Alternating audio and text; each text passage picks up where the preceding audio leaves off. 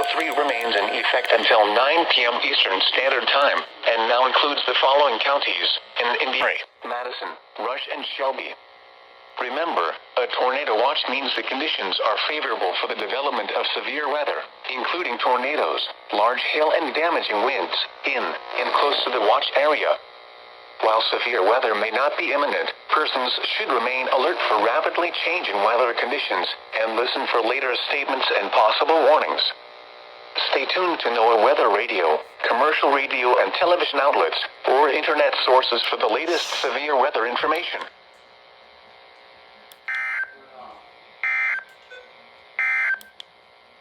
Tornado watch number